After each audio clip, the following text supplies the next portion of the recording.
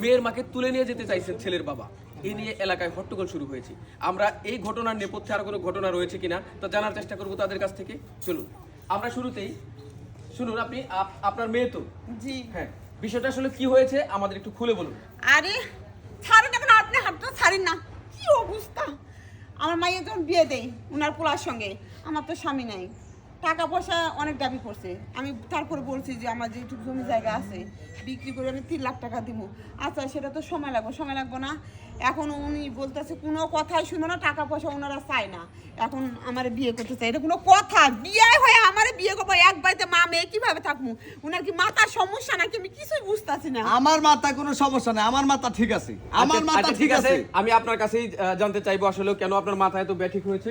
আপনি বলুন, আপনার ছেলে বিয়ে করিয়েছেন, আপনার যৌতুকের টাকা এখনো সম্পূর্ণ ক্লিয়ার তারা করেনি বলে আপনি মেয়ের মাকে বিয়ে করতে চাচ্ছেন উঠিয়ে নিয়ে। এটা তো সঙ্গত কোনো কথা নয়। আপনি কেন এটা করতে চাচ্ছেন? তাহলে শুনুন, বিস্তারিত ঘটনা আমি কইতাছি। আমার এই পোলারে যে বিয়া করাইছি, 3-4 লাখ টাকা আমি খরচ করে এই এলাকার সবাইরে দাওয়াত দিয়ে আয়োজন করে বিয়া করাইছি। কইছি 3 লাখ টাকা যৌতুক দিব, নইলে ঘর সাজায় দিব, একটা গরু দিব। কিছুই দেয় নাই। এখন পর্যন্ত মনে করতে টাকার কোনো খবরই নাই। তা আমার তো ঘরে বউ নাই। আমি চিন্তা ভাবনা করলাম আজকে 20 বছর 30 বছর ধরে আমার বউ নাই, তাহলে এরা আমি নিয়ে যাই, এরা আমি বিয়া করে লাই, তাহলে টাকা আমার ঘরেই থাকতো। না না, আপনি এই সিদ্ধান্ত সঠিক নেননি। আপনার ছেলে কোনটা? আমার ছেলে যেটা। আপনি এদিকে আসুন তো একটু। আপনার বাবা আপনার শাশুড়িকে তুলে নিয়ে যে বিয়ে করতে চাচ্ছে, আপনার যৌতুকের টাকা এখনো তারা দেয়নি বলে। এই বিষয়ে আপনার কোনো কথা আছে কিনা? দেখেন আসলে যৌতুকের বিষয়টা তো আমার না, কারণ আমি তো মনে করেন ওই যে টাকা নিয়ে আমার কোনো প্রয়োজন নাই। না আমার বাপে আরই ধরছে যে আমার টাকা পয়সা ছাড়া বিয়া করাইব না। আমি কইছি বাবা যে তুমি টেহা নিবা না কি নিবা এটা তোমার ব্যাপার, আমার বউ পাইলেই হইলো।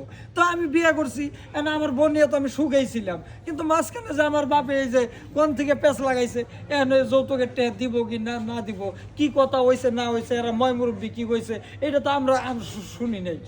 হ্যাঁ, আমরা বুঝতে পারছি। তো আপনার বাবা যে সিদ্ধান্তটা নিয়েছে এটা সম্পূর্ণ ভুল একটা সিদ্ধান্ত। আপনার বাবা দুইটা অন্যায় করেছে। একটা হচ্ছে যৌতুক। প্রথমত যৌতুক তো সমাজের কয়েকটা ব্যাধির মধ্যে অন্যতম একটা ব্যাধি। এই যৌতুক প্রথা থেকে আমাদের বেরিয়ে আসতে হবে। আর দ্বিতীয়ত যৌতুক না দিতে পারার কারণে মেয়ের মাকে বিয়ে করার যে চিন্তা সে করেছে সেটা হচ্ছে তার দ্বিতীয় ভুল এবং অন্যায়। যাতে এই ধরনের ভুল সমাজে না হয় তার জন্য আমাদের সচেষ্ট থাকতে হবে। আমরা ভিডিওটি নির্মিত করেছি শুধুমাত্র আপনাদের একটু বোঝানোর জন্য।